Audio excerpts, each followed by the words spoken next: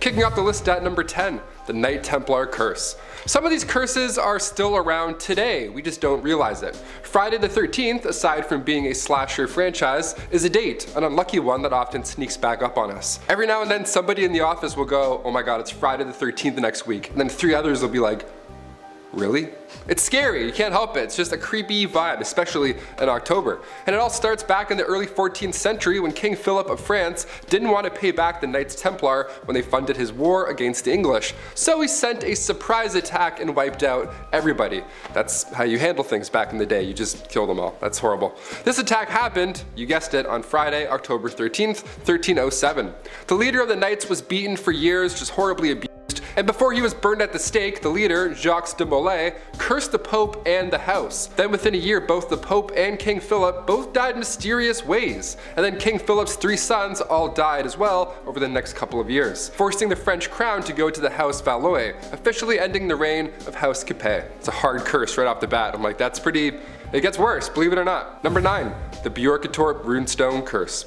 From knights to runestones already, we don't waste any time here on MA. The Bjorkatorp runestone curse comes from Scandinavia. These historic runestones have different texts and we think curses were engraved into them. How fun is this? One of the more popular ones is the Bjorkatorp runestone in Sweden. It comes from the 6th century, it's 14 feet tall as well, so when I say stone, I mean along the lines of Stonehenge, not like an infinity stone. It's quite large. On one side of the stone is the phrase, I see perdition, and on the other side there's a script that explains how powerful the creator of the rune is, and if that anybody disturbs or breaks the stone, destruction and death will soon follow. Neat! The stone isn't broken yet, but do you think we'd be cursed if something were to happen? Do we want to find out? Let us know your thoughts down below. Number 8. King Tut's Curse. I don't know how many movies we need to watch, but can we just not open up any more tombs? Ever? Like, we don't need to find them all, these aren't Pokemon. Let people that are dead chill. They're dead, let them be dead. Back in 1923, a British archaeological team opened up the tomb of King Tut, the Egyptian pharaoh from the 14th century. Now cut to a couple months later, the team's sponsor passes away due to a bacterial infection. So newspapers, being the news and all, said that he passed away due to King Tut's curse. Imagine seeing a mummy curse in the newspaper. You'd be like, okay, this is real, I guess? We have aliens on the news now, so who knows.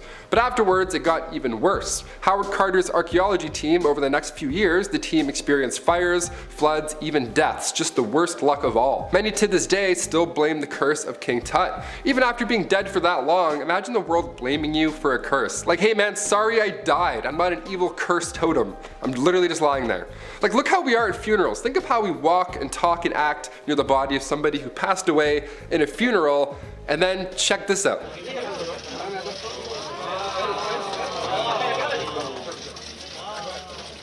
Imagine coming back to life, that's the first thing you see. You're on TikTok, great. Mummy comes back to life, he's just a boomerang. Number 7, Hope Diamond Curse. A curse involving a diamond. Finally, now we're talking. The Hope Diamond Curse comes from the 1660s when a gem dealer named Jean-Baptiste Tavernier bought this large diamond when visiting India. The origins of the diamond were unknown, but it didn't matter. This beauty was just sitting there, so he had to buy it. Sounds believable, right? We'll see. Well, later on, after Tavernier got the diamond, rumors were flying all throughout Europe and the United States that Tavernier actually stole the diamond from a statue of a Hindu goddess. What a thief. A little different than his story, that's for sure. Again, the news took this one themselves and they published the Hope Diamond as an ancient curse. That's how we see it now. The diamond at one point ended up in the hands of King Louis XVI and his wife, Marie Antoinette. Now, if you don't know about them, they were beheaded during the French Revolution. The stone then went to Lord Francis Hope come 1839, that's where the new name comes from, and by that point it was deemed cursed. For sure, this is when it got the cursed Hope Diamond alias. This is when it all started to kick into gear. Because they ended up selling the diamond shortly after, being reduced to poverty. And then Evelyn Walsh McLean bought the stone in 1912, shortly after her son was killed in a car accident. When the stone was then delivered to its final and current home, the Smithsonian, back in 1958, the driver delivering the package was hit by a truck after. Now, he survived, but his wife and dog passed away shortly after, and his house caught fire later too. Moral of the story is, maybe just don't steal diamonds, or buy diamonds. Both are really not great. Number 6, Shiva's Curse. Going back to 4th century ancient Hindu texts, when Brahma and Vishnu were getting off on the wrong foot, the deities were arguing which of the two were more powerful, so Shiva appeared and asked the two deities to measure the true length of the linga. Whoever did this the fastest was awarded with the title of most powerful deity. Vishnu realized that this was a test because Shiva's omnipotence and power could never be measured, right? Makes sense. Brahma, however, lied to Shiva, saying that he had found both ends of the linga. He lied, so Shiva cursed him so that nobody would ever worship him. And even today, there are no Hindu holidays for Brahma. So perhaps it worked. Perhaps it was for the best. Number 5, the broken mirror curse. Okay, I mentioned Friday the 13th, so we might as well dive into some ancient Roman curses to figure out the origins of the whole broken mirror thing. We've all heard it at some point that if you break a mirror, you guessed it, 7 years of bad luck. Ancient Romans believed that the human soul would renew every 7 years. That's where the whole 7-year thing comes into play. It takes time to repair the soul, I get it. Combined with the belief that mirrors, reflections, was also a way into the soul, now, plus years of broken telephone, we have a curse. There's honestly too many mirrors now. This is way too many options to get cursed. I'm sure ancient Romans had no idea what 2021 would look like. We have phone cases with mirrors on them. May the odds be ever in your favor. Number 4, Polish King's Curse. Back in April 1931, in a crypt in Vilnius, ancient Polish queens and kings were found. They were found with their crown still, and this was a royal burial for sure. Described by those involved as the discovery of the century, no doubt about it, Polish researchers didn't even know what they were in for yet. A storm had flooded a cathedral in Vilnius, so they threw down sandbags to preserve the area as best as they can, but on the night of April 25th, the water won this battle and the chambers were then flooded. They followed the water down and they found the lost remains of the Polish kings and queens from the 15th century. Out of place and messy, these remains were definitely royal, nonetheless. Now after these discoveries, that's when things get mysterious. That's when talks of a curse began. Those involved in those findings began to die in unusual circumstances. Professors were falling down lift shafts, having undisclosed medical issues. One professor even became paralyzed right after. A sculptor involved in the process died while he was untying his shoelace, so it was that sort of stuff, some Final Destination stuff. Even if you try and protect the remains of lost kings and queens, even if you're involved in any case, the curse will still get you. They were trying to help. That's sad stuff. Number 3, the Curse of La Llorona. We'll include some modern horror into this list. After all, those movies had to come from somewhere, like the Friday the 13th franchise. The origins of this curse go back hundreds of years from Spanish folklore. The story, if you haven't seen the movie or anything, is that a young woman named Maria married and had children with a rich man, but over the course of a few years, the marriage started to go south. Maria didn't end up loving him as much anymore, and then Maria saw her husband, that man, and her children with another woman, and it threw her over the edge, figuratively and literally. She jumped in the river and drowned herself, and now she's set to haunt any riverbanks or something looking for her kids.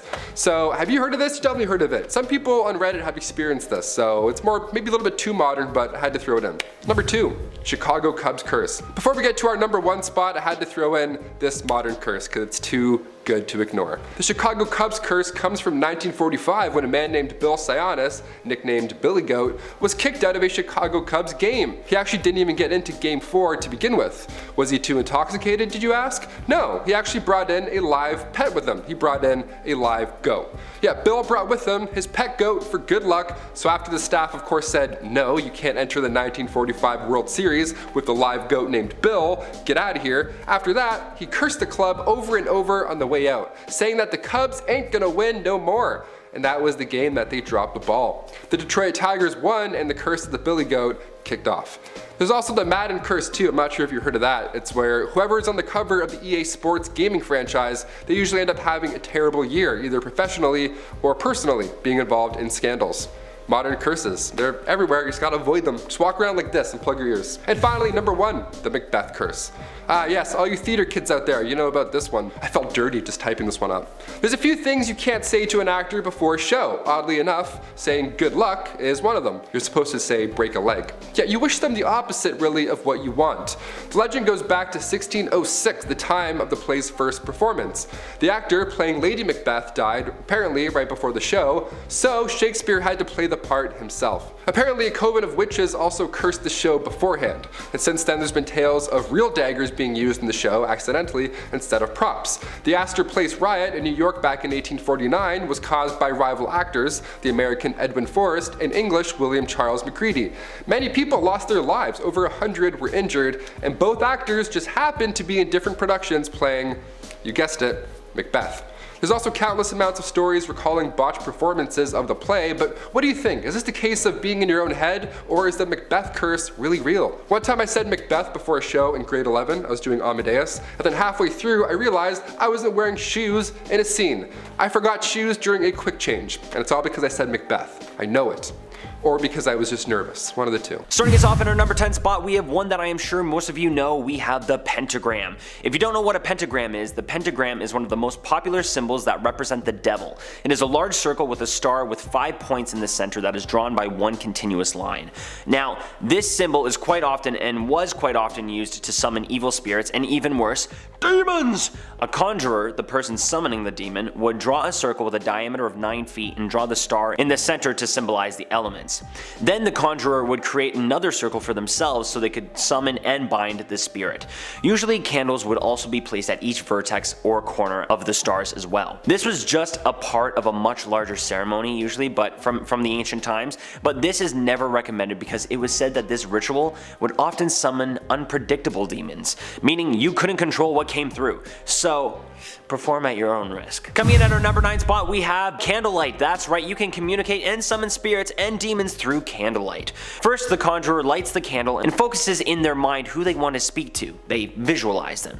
Then on 2 separate pieces of paper, they write yes and no. But beneath those 2 pieces of paper, or parchment from back in the day, you would draw 2 many pentagrams. There they are again. But now, make sure those papers are as close as they can be beside the candle. Add some salt to the melted candle wax so the spirit can bind itself to the candle, then ask the spirit or demon to come forward. Once you feel the presence, then you can ask your yes or no questions, and depending on which side your flame flickers to, you have contact. Once again folks, let's just be clear, most of these rituals you cannot exactly control what comes through, so please don't forget that all of these rituals are at your own risk. Coming in at our number 8 spot, we have the haunted call. If you wish to see spirits or demons for 3 days, then this is the ritual for you. First, you must take 5 green candles and light them. Green candles specifically, please. After that, you take 5 petals from a red rose and burn those. Specifically a red rose, please. Next, the conjurer pricks their thumb and lets the blood drip atop the candles without dousing the flame and begins to chant, "God of my world and the next, lend me your sight. Give the power to see things that can give people fright. Too long they've been trapped in the dark, but now let them in the light." Whoa. Now, to finish the ritual, the conjurer will then take the juice of a lemon and extinguish the flame.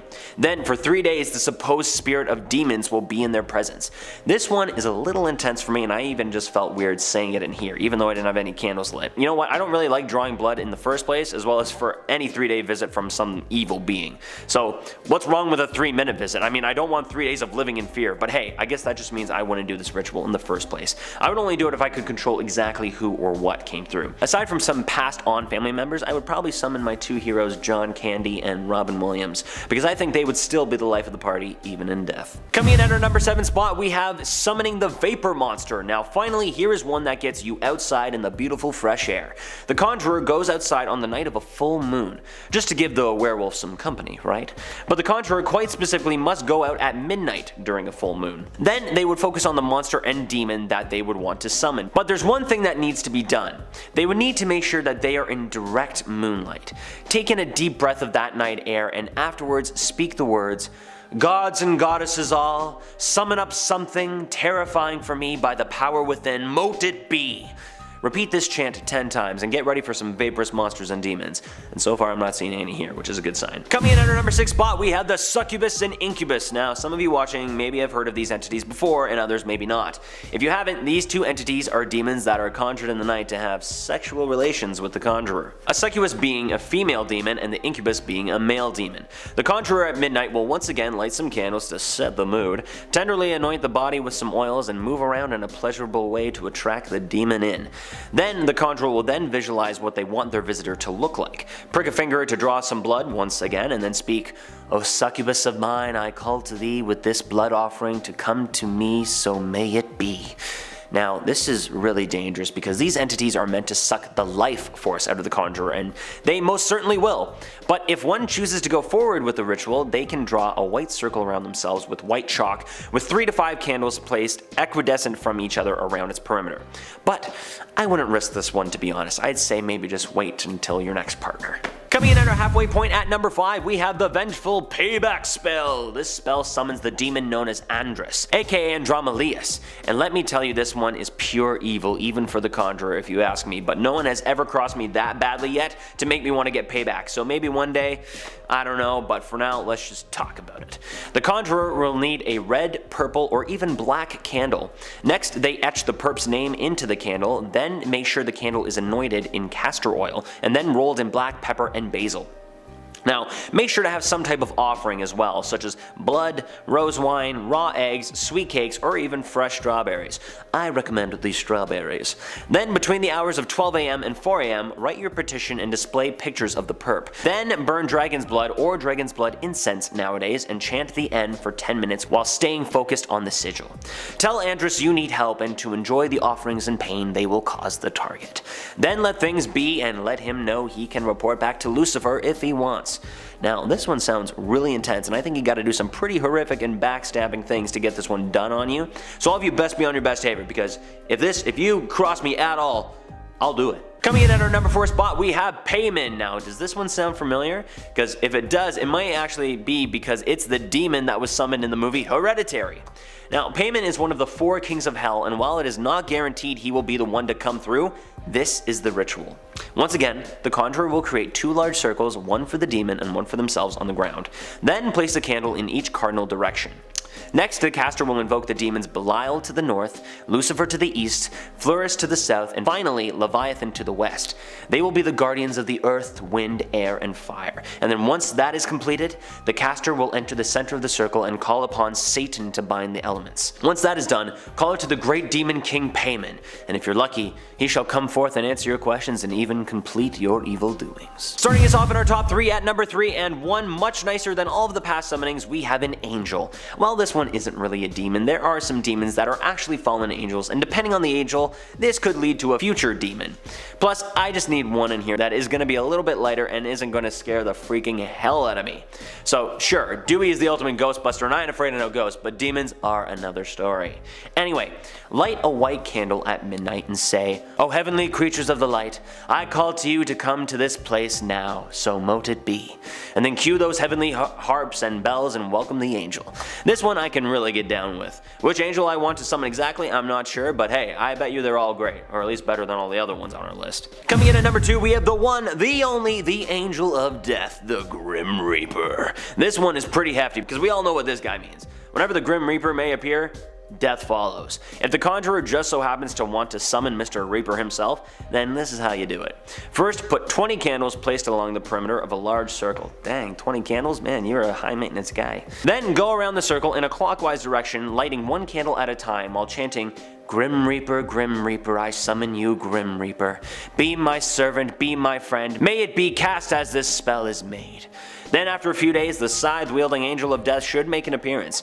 What happens after that is unknown though, but I never want to see this guy. Ever. Even in my final moments. If you could, Mr. Reaper, just stand slightly off somewhere to the left where I can't see you, that would be great. I just think I'm just going to be spooked enough already as it is, as I will probably die from seeing a huge bug that I won't need any other creepy sights in my final moments. So please, if you could do that, that'd be greatly appreciated. Just let me go in as much peace as I can have. And finally, coming in at my final number 1 spot, we have Lucifer, aka Satan, aka the devil himself.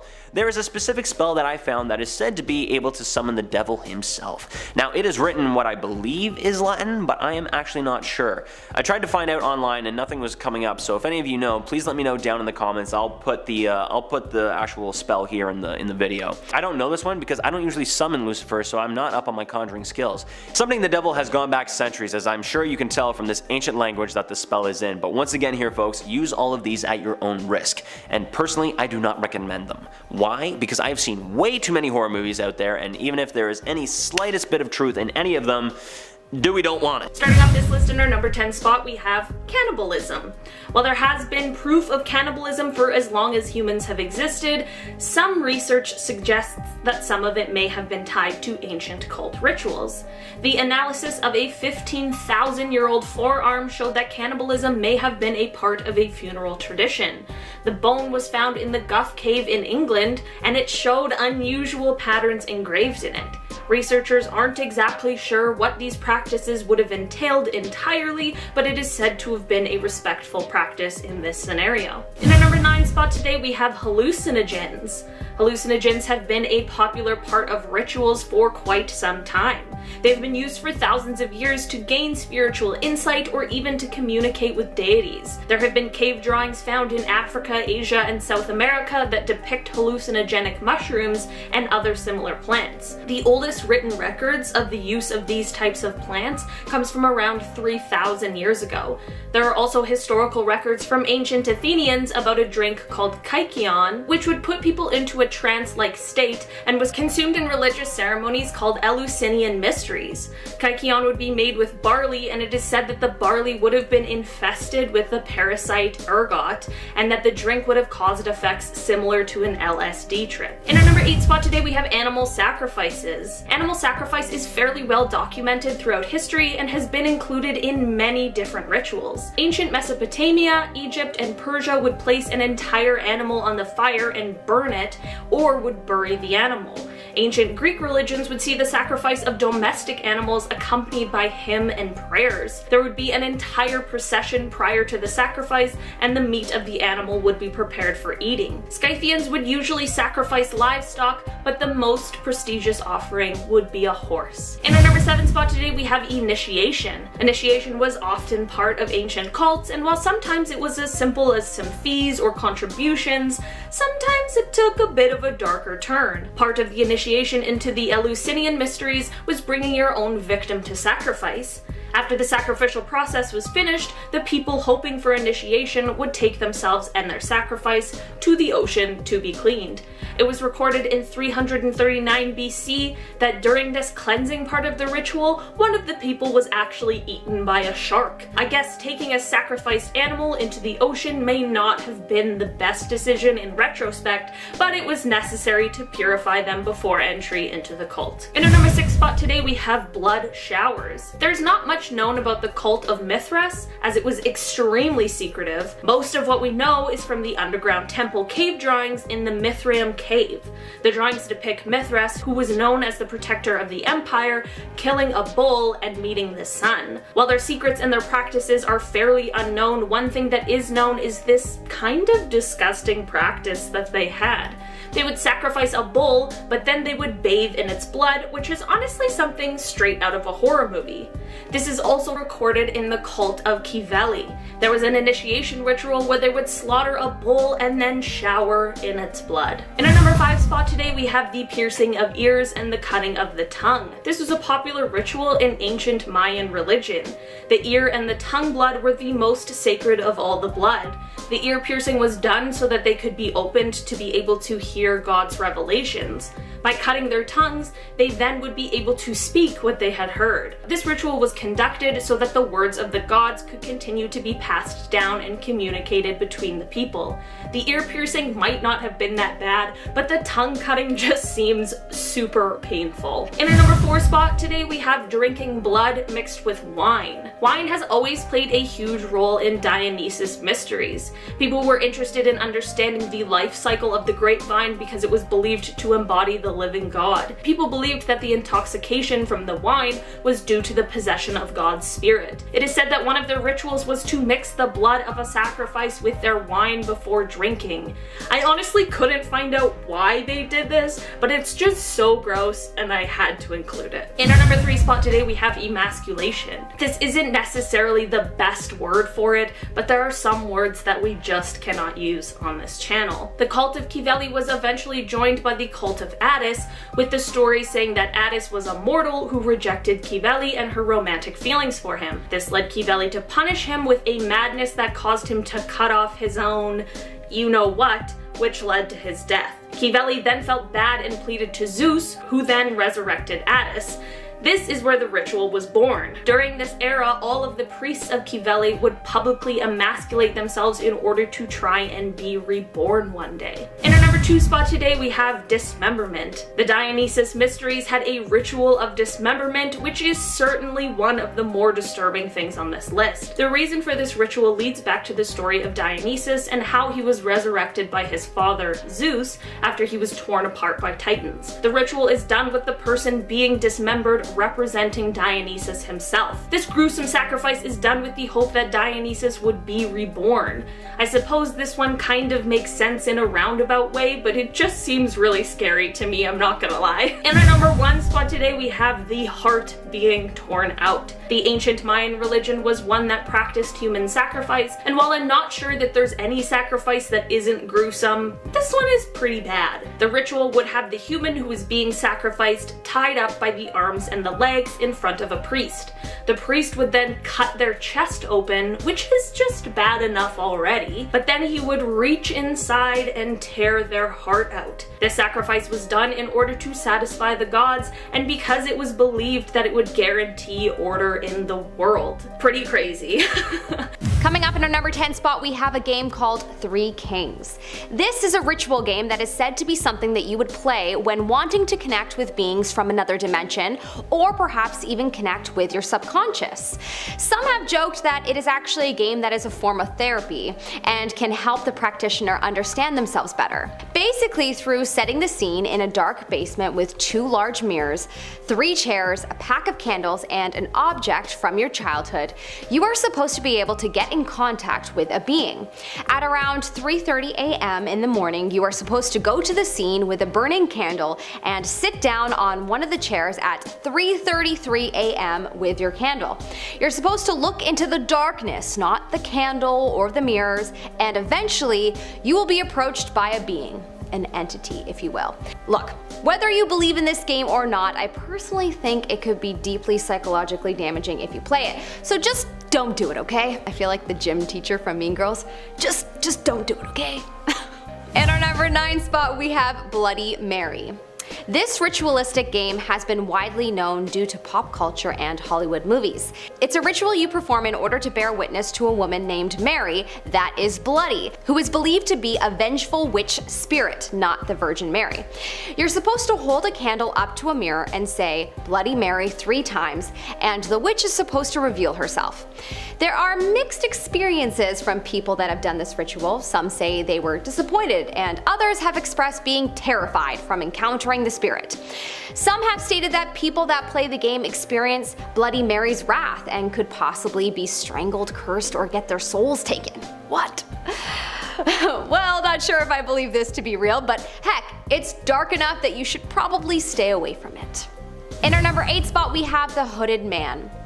This is a weird ritual as it doesn't necessarily seem all that bad, but there are people that believe that it has the potential to be bad if the player does not return. So let me explain. So this is a ritual that you would play if you were someone interested in possibly traveling to another dimension.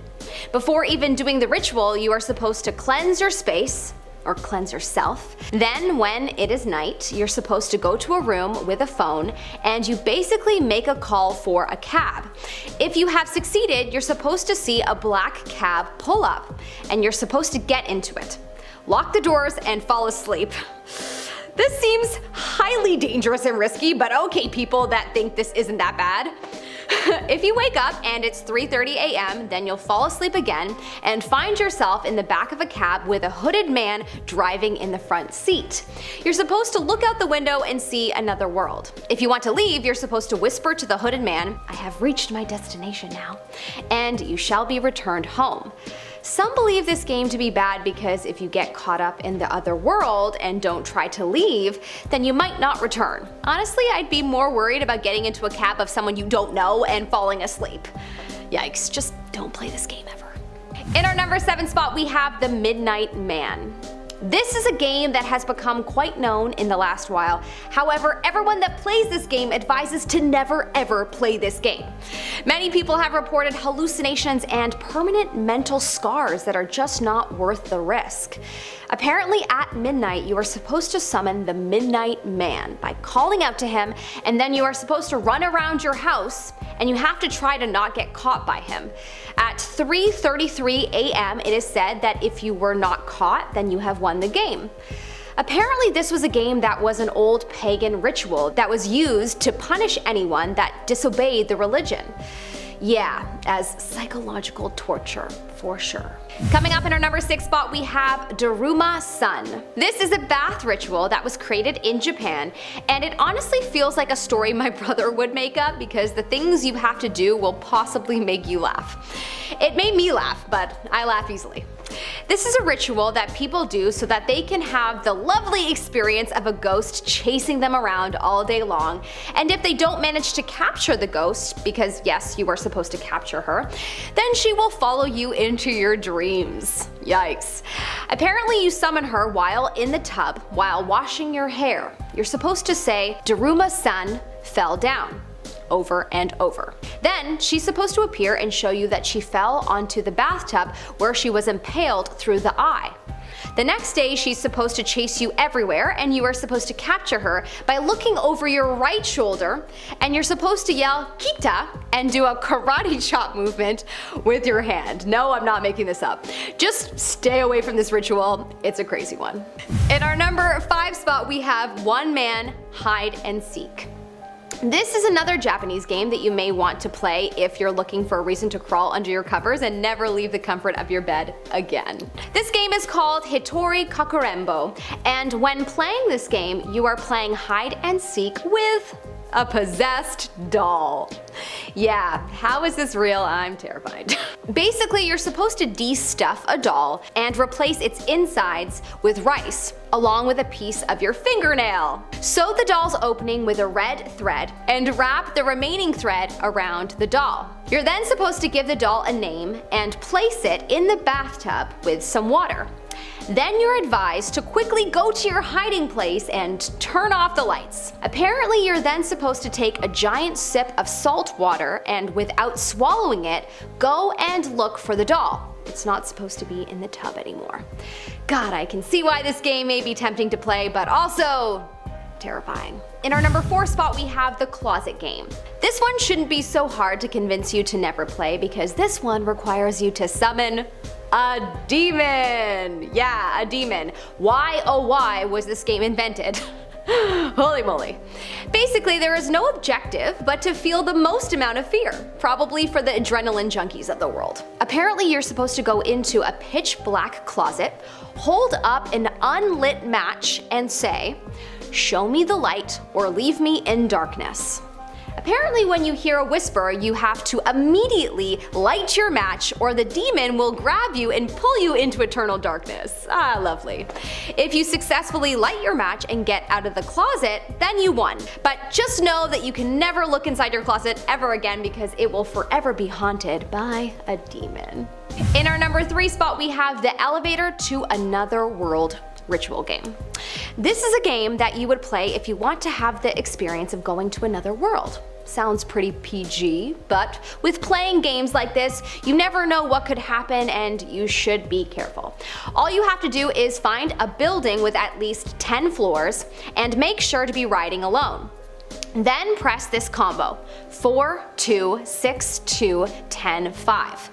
On the 5th floor, a woman will enter. Do not look at her. Then the elevator will ascend to the 10th floor where you can get out and observe a new world. When you want to go home, get back in the elevator and press the same combo. This sounds so cool, but apparently people have had some crazy experiences from it, so maybe proceed with caution. In our number 2 spot, we have the Dry Bones Ritual.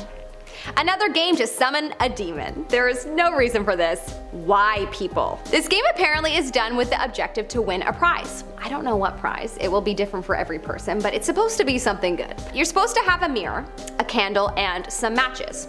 Go into your room at 12:01 a.m. on a night when you're completely alone. You're supposed to stare at your reflection in the mirror and listen for any noise or whispers. If you hear something, leave your house right away, as that means the demon's there. If it's silent, then you just think about your prize that you want. You're then supposed to light the candle with the match. Don't blow out the match yourself, but wait for it to burn out on its own. Then lie down on the floor and say, "I am aware of your presence and I welcome you into my home. Come now." After that, go to the largest room in your house and wait for a moaning noise. If you hear it, the hide and seek game has started. If you manage to hide from the demon until 3 a.m., then you win. You must say, "Thank you for playing, but please leave now. You are no longer welcome to the demon." The demon will leave once you hear a groan. You can expect your prize the next day on your doorstep. If you don't win, the consequences could be dire. I couldn't find out any other testimonials, so maybe this game is just not worth the risk. In our number 1 spot, we have the Ouija board. I am personally not a fan of this game, as I personally had a very traumatic experience with it when I was only 11, and it took many years of therapy to work through the psychological impact that it had. I'm not joking. This is the number 1 game that I would advise that you do not play, but of course that's my opinion and bias, so do whatever you like. However, you have been warned. This is a board game that was invented in 1890. Yep, it's quite old. It was invented as a tool for mediums and everyday people to connect with the dead and pass along messages. Over the last 100+ years, it has become more known due to Hollywood movies, but it was a game that actually grew to popularity through word of mouth. Of course, Catholic and Christian religious groups everywhere advised against it because it is not particularly a positive tool. It's a game that opens a portal to the dead, and you never know who you're communicating with. It could be good spirits and it could be bad. Some believe that the bad spirits will haunt the player if they are unlucky to channel them and will drive them to insanity. Regardless of whether that is true or not, it could be psychologically damaging to anyone that remotely believes in good or evil, heaven and hell, or any kind of afterlife. Starting off this countdown, we have the swords. The Vikings were armed with a number of weapons, like long axes and spears. But the weapon they liked the most were their long swords. These swords would then be passed down from generation to generation. Before passing their sword down to their son, they would share stories of who they killed with their sword and what battle was like. In fact, they were so protective of their swords that they would always carry them on their backs, and they would sleep with them beside them, because you had to be armed and ready at all times. Now, I think the creepiest part of this whole thing is that they would give their swords disturbing names, like calling them the Widowmaker or the Corpse Bramble, so on and so on. That is pretty messed up if you ask me. In our 9th spot, we have the cremation ceremony. And if you guys like this video, make sure to give it a big thumbs up because it really helps us out. Okay, this next point is extremely messed up. So after the death of a chief, they had this really weird cremation ceremony for him, which involved a number of dark things. So after the chief died, his body was left in a grave for 10 days. During those 10 days, new clothes were being made for him. Then one of his slave girls were selected to join him in the afterlife, meaning they would kill her. So on that day, the girl was given a number of drinks to intoxicate her. Then she had to get it on with every man in the village. After that, she was strangled to death while being stabbed in the ribs. When she was dead, she was placed alongside the chief on a ship. They did this so that the chief would have someone to serve him in the afterlife. And then the boat containing the two were set on fire and pushed out to sea. Moving on, at number 8, we have the sacrifices. Apparently every 9 years, 81 people were sacrificed during Yule. Yule was thought to have happened on January 12th and was celebrated to either honor the dead or get good luck in the new year, to celebrate the sun and light, or to honor Thor. We don't know for sure, but those are just some possibilities. This was celebrated for 9 days. Each day, 9 heads would be offered to the gods, meaning in the end, there would be 81 people sacrificed for the gods. Their bodies were hung by the temples. So that's absolutely horrifying. Coming in at number 7, we have Eric the Red. So the Vikings were known for their brutal killings. I mean, they were pretty violent. But there was one dude that was way too violent to be a Viking. Imagine that. This guy's name was Eric the Red. He was given that name due to his red hair and red beard, and because of his tendency to kill. He had a nasty, nasty temper. In 980, Eric's servant caused a landslide that destroyed his neighbor's house. So the servant was killed, and this infuriated Eric, who then killed his servant's killer and another member of his clan. In the end, this got him banished, so he moved. And this time, he was living more north in Iceland. But while living there, he got into another fight with a different neighbor. Eric went on to kill this neighbor as well. As a result, he was banished again. So this guy just had a life of conflict and killing. Moving on at number 6, we have the odd pets. Nowadays we have hamsters, birds, fish, and dogs and cats as household pets. Well, back in the day, it was kind of the same. The Vikings enjoyed having pets. They had cats and dogs, but also falcons, peacocks, and bears, oh my. They would have bears as pets. So they would go around trapping bear cubs and then would raise them as members of their family. Typically it would be brown bears, but some even had polar bears. But polar bears were meant mainly for noblemen. Here's the thing though, if their bear ever got loose and injured someone, well, the owner would have to pay the price, either by death or they would be banished. We're now at our 5th and halfway mark with the repurposing. I don't know how else to name this, and you'll see why. So it turns out that the Vikings were quite resourceful. I mean, they managed to find a way to turn their own urine into fire. Don't know how they discovered this or why they tried to experiment with their urine, but they did. So basically, they would boil touchwood, which was a tree bark fungus, and they would boil it in a pot of urine. They did this for days, and I can only imagine how bad that must have smelt. Anyways, when that was done, they would take the bark and pound it into a strip of felt-like material. Again, who came up with this idea? Like, oh, I'm just gonna pee and then take some bark, put it in, boil, and who came up with this? Anyway, because of the sodium nitrate in urine, these strips would smolder rather than burn. So they would just carry around these little urine strips and start a fire wherever they went. How resourceful. Seriously, who the hell thought of that? I don't know. Moving on to number 4, we have the battle rituals. Viking warriors were actually pretty superstitious when it came to their battles. As a result, they had a special ritual they would perform before their battles. First off, each of their weapons were marked with different symbols. These symbols represented things like strength, luck, and courage. They also were very cautious. Days leading up to the battle, they would look out for any omens. If they thought they found a bad omen, they would do what they could to reverse it. And lastly, they would make battle sacrifices. They would sacrifice big, strong animals like boars, stallions, or bulls. I guess the thought was they are sacrificing their strength and in return are asking the gods for strength and support in battle. Moving on to number 3, we have the spirits. The Vikings believed that once they buried the dead, that they could come alive again, like zombies, and harm the townspeople. So they took several precautions to avoid this from ever happening. Number 1, they would tie the dead's big toes together, and nails were pressed into the soles of their feet. This was done so that if they woke up, they wouldn't be able to walk. When the dead person in the coffin was carried out of the house, the carriers would stop walking and make a shape of the cross with the coffin by lowering and raising it. Sometimes the person was carried out through a thing called a corpse door. Basically, it was a hole in the wall that they would make. They would then carry the dead through the hole and then patch it back up.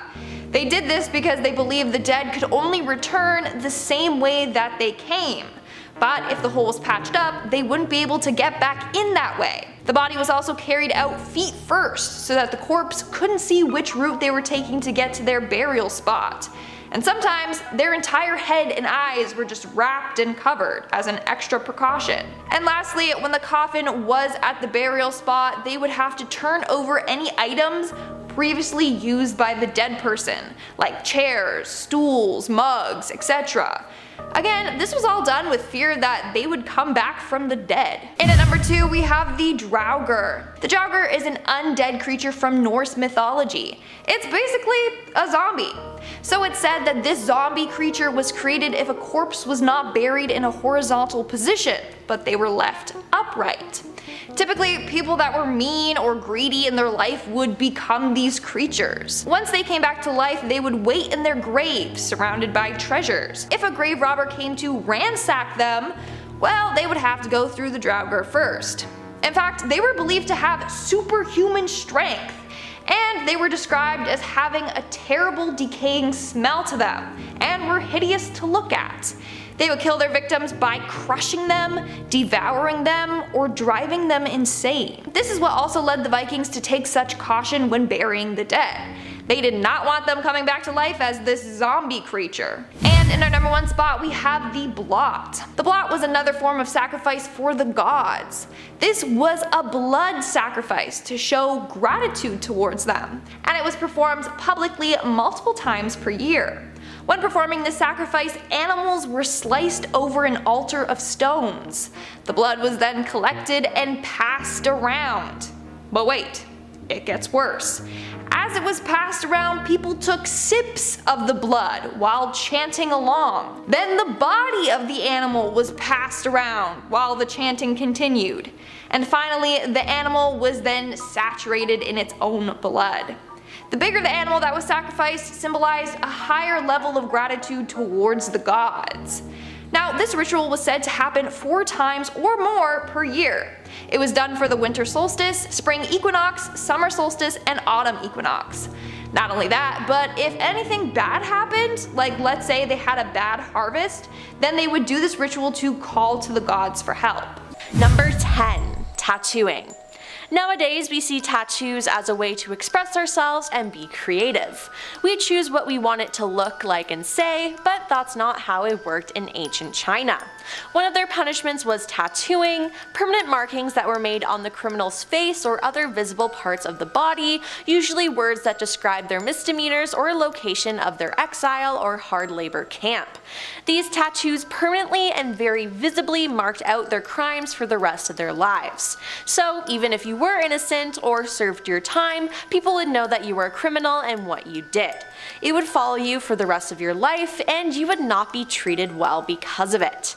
I feel like this could be more helpful for us nowadays than being put up on a registry like some criminals are put on today, but just imagine one of your biggest mistakes being written out on your skin forever. That's rough. Number 9. Rhinotomy. I know what you're thinking, Emily, what is rhinotomy? Well, my friends, rhinotomy is mutilation, usually amputation of the nose. So yeah, they just chop your nose off. And of course, they'd make it the most painful thing ever. You were awake and there was no pain medicine and you were scarred for life, both physically, emotionally, and mentally. But because of blades and bloodletting were involved, rhinotomy often resulted in death because of a tendon infection. I feel like if one of my friends had this happen to them, I would always make a joke, "I got your nose," which they probably wouldn't like. Now, this penalty was heavier than tattooing, and it was a common penalty for officials and soldiers, for instance, if the latter were not able to conquer a besieged city. Occasionally, the punishment of cutting off the nose was combined with other pains. It was later abolished and replaced with the punishment of cutting off the nose by 300 blows with a light stick, which is just as bad. Number 8. UA. What does UA mean? Well, it means amputation. Now, there were variations of punishment for different periods where the choice of the foot removed depended on the severity of the crimes committed. Amputation of the right foot for very serious crimes and the left for lighter offenses. Scientists in Beijing announced the discovery of an almost 3,000-year-old skeleton of a young woman whose foot had been amputated. The finding, say researchers, is rare evidence for the practice of UA. It is, they say, the earliest archaeological evidence for the practice. Various clues hint that the woman's foot was cut off as UA, her bones showed no signs of any disease that could have made such an amputation necessary, and it seemed the injury was roughly made, rather than with the precision of a medical amputation.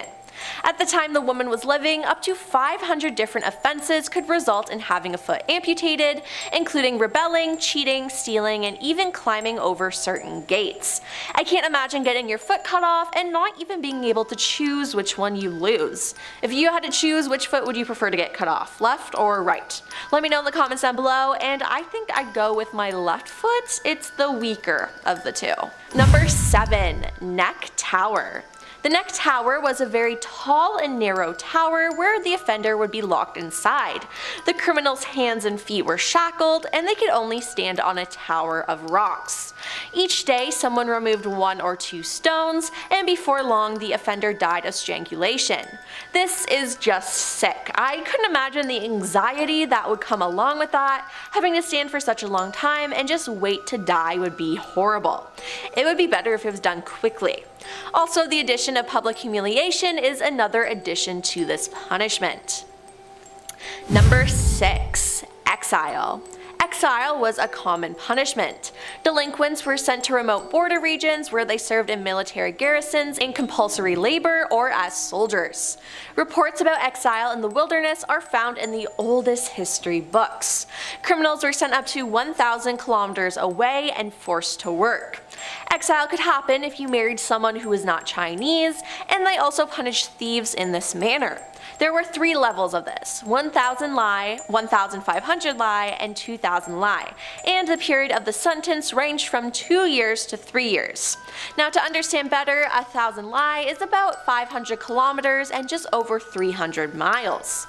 Later on, the Tang dynasty extended the distances by 1,000 Lai each, but reduced the time of the exile, with the shortest counting 1 full year of labor, mainly in military garrisons in the borderland. But it was also possible to redeem the penalty of exile by donating copper to the authorities.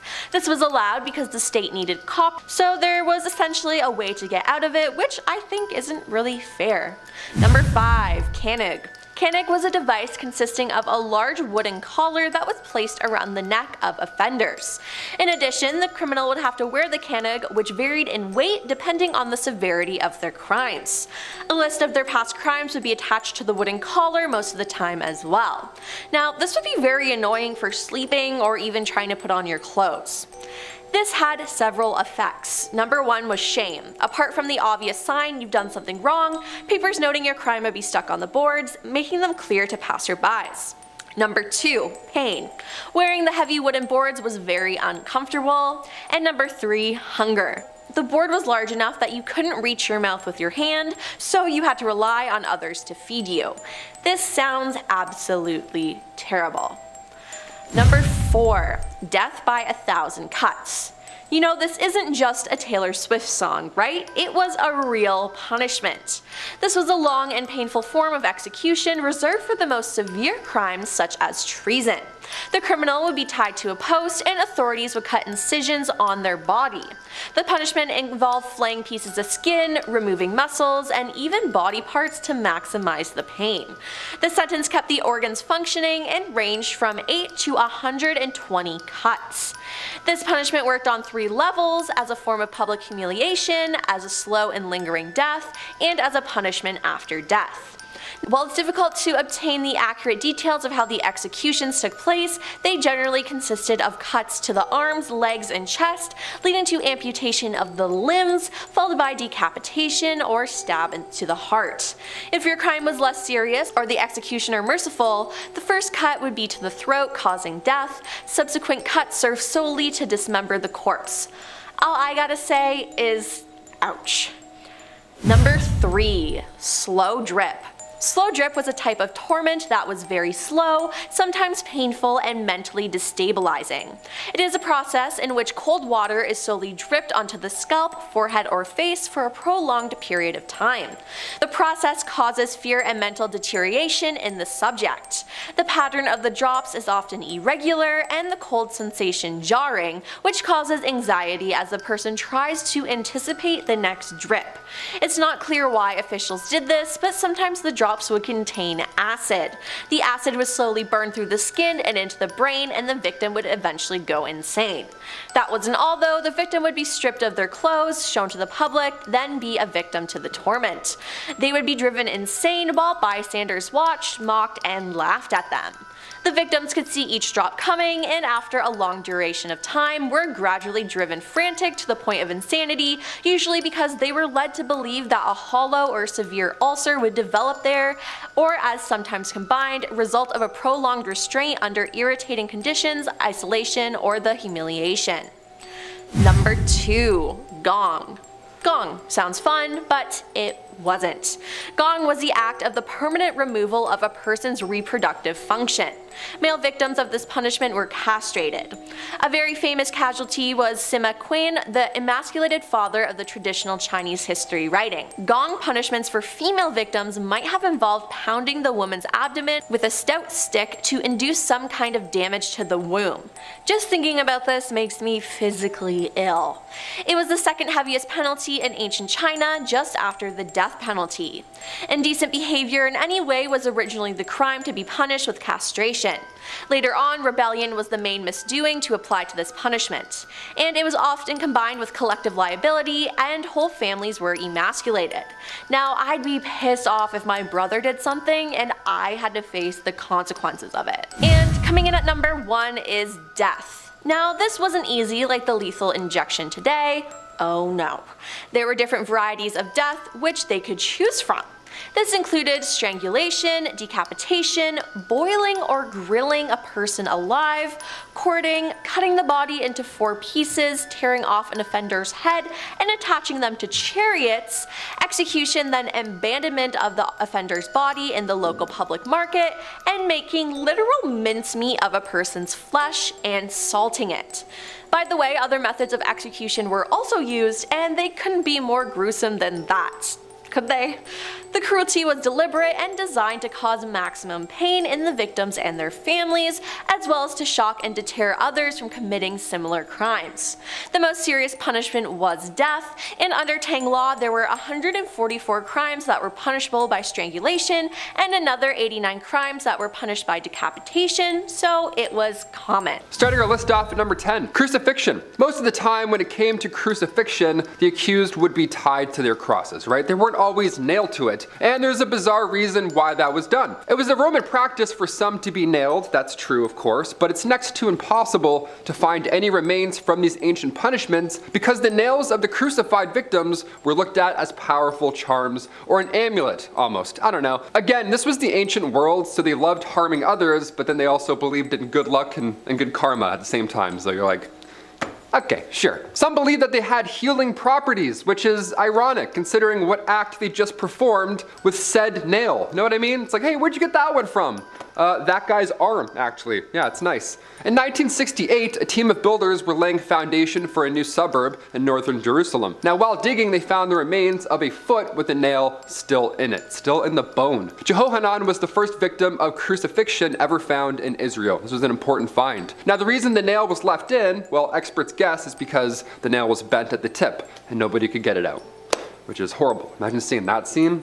Ugh. Number 9, damnatio ad bestias. Also known as killing by wild animals, this was a form of Roman capital punishment in which the accused was, well, you guessed, killed by wild animals in an arena. Now you may be thinking about Gladiator at this point. This was a little different. This was about 80 years before that. The gladiators, they could defend themselves to some degree, but those meeting their fate with this method, they were defenseless. They were tied to one spot, or they were given a small weapon made of wood. It was an insult, really. This form of punishment was seen in ancient Rome starting around the 2nd century BC. 80 years later, the Colosseum saw a similar practice, only then it was, UFC. It was this big Colosseum, it was a public viewing, and they could fight back with tridents or nets, which I guess helps. I don't know, not really. Number 8, boat. Death by boat. What does that even mean? I don't even want to know what this is. Here we go. First described by Plutarch as a Persian torture technique, the accused, in this case, in the boat case, was stripped completely naked and then tied to 2 different boats. Now at this point, I'd already be unconscious. This is terrifying. The guilty was forced to drink milk and honey in large quantities until they were extremely ill. Now at this point, they would be bad enough to be on a boat in the hot sun, sick to your stomach, naked, but no. They just had to get a little more more creative, right? At this point, honey was then spread on your actual body, and then you were sent out in the middle of the water. Exposed to intense heat, insects that drank your blood, you would die of dehydration, hunger, or septic shock. All terrible ways to go individually, let alone all that happening to you at the same time while strapped to a boat. Let's move on before I'm sick. Number 7, peeling. This is the shortest one on our list here today, and well, that's because there's not quite much to say about it. Peeling, just kind of like how you peel an orange, but instead, a person. Yeah, brutal, right? Hit that thumbs up for brutality. You wanted this, that's why you clicked it. Used by the Assyrians and then later by the Romans, those fancy Romans. The victim in this case was covered in hot water. Already a bad start. And then some monster would then take a blade, start at your feet, and then slowly and surely just take little bits of you away. Now, death, of course, depended on how much skin was removed and how extensive the wounds were, so it wasn't the same every time. Sometimes it was fast, and other times it was really, really slow, which is horrible. Either way, come on, what is this, Game of Thrones? How do you do this to a person? Number 6, the bronze bull. Romans used this type of punishment, and Saint Eustache was baked, apparently, in a bronze bull with his wife, all under the command of Emperor Hadrian. Now, however, the Catholic Church considers these stories to be completely untrue. So that little breath that you just did, it's okay, you can release that now. The odds that this one actually happened are quite slim. But then again, after that boat thing, who knows? It's worth mentioning, it probably happened once or twice. Because a very similar fate happened to Antipas of Pergamon during the persecution of Domitian in 92 AD. The bull was also used in 287 AD during Emperor Diocletian at the Pelagia of Tarsus. Now, did they bake anybody? Let's hope not, but they found one there, so I don't know. There's a lot of room on the inside, if you know what I'm saying. Number 5, the breaking wheel. Origins in Greece, but Rome still fancied a wheel or two, apparently.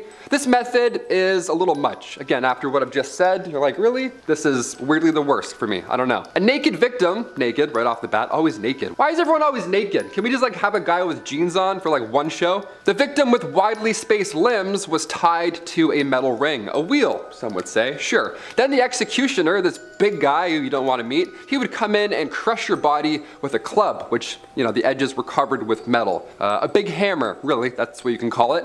Now, after crushing the limbs, the victim was placed in an upright position, okay, and then at that point, folks would watch. No one was working back then. Folks would just hang out and watch all day as birds would consume what is left. Yeah, again, welcome to the ancient times. I'm gonna go throw up now. Number 4, keel hauling. As somebody who is not a fan of water at all, this was a type of punishment that I can't even imagine. No, it sounds like something from Game of Thrones. It can vary depending on how bad the ocean is. Imagine that as a lead up. The ocean's bad, so should be pretty bad today. You're like, oh no, what's gonna happen? This punishment was reserved, of course, as you guessed, for sailors. Sailors at sea, a couple of naughty mateys. Now, it was first performed by the Dutch Navy in the late 16th century, but again, origins go all the way back to Rome, because, you know, they're the OG, the OG beaters, I guess. And what would happen was the accused were tied with rope and then dragged underwater from one end of the ship to the other. While many died or drowned, obviously, being flossed around a pirate ship covered in barnacles, it wasn't always fatal, which makes this worse somehow. I don't know, I don't want to live after that. Not always, but a good amount of time, it was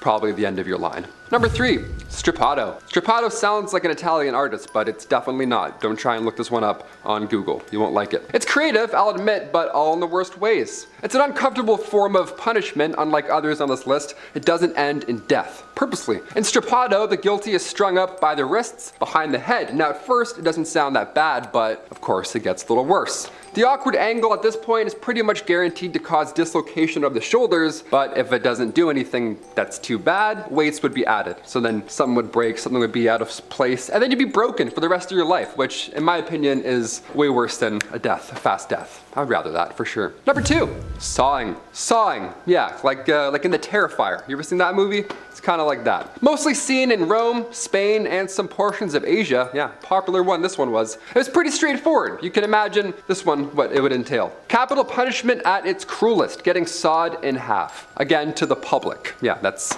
a fact that we don't really like to put in there. All these are public. People like to come out and watch this happen. Disgusting. Another fact that some folk don't realize, this one sent shivers down my spine, but sometimes the sawing was done from top to bottom, not side to side. It's almost impressive, right? It's like cutting a carrot vertically. It's like rolling around. You're like, huh, it's a little awkward, but we got it done. Yeah, except a person with bones and a soul. And finally, number 1, the wooden horse. Yeehaw. We'll end on this one. This is Pretty bad. Also, hit that thumbs up and hit subscribe. You've made it this far, you're gonna love what we have on our channel, because honestly, what are you doing here? This is some pretty dark content. This device was used all through history, and different variations of it existed at different times throughout different parts of the world, because the general concept was the same. It was a punishment meant to inflict a great deal of pain to the, down areas. The device was a wooden block, sort of, normally in the shape of a triangle with a point at the top, a very sharp, very sanded point right at the top there. That's where you'd have to sit. Right there in that little triangle of death. Whoever was having the pain inflicted upon them would be tied up and then placed onto this block with a leg on either side, almost like a horse. From there, they would have weights tied to their legs in order to slowly lower them further and further onto this already very uncomfortable block. In later years, post-Roman times, the punishment would be inflicted at the same time as the person was being paraded throughout town. Again, another public event. I can't even watch UFC. I can't watch a guy perform an armbar, let alone watch this. Are you kidding me? No, I'm gonna throw up.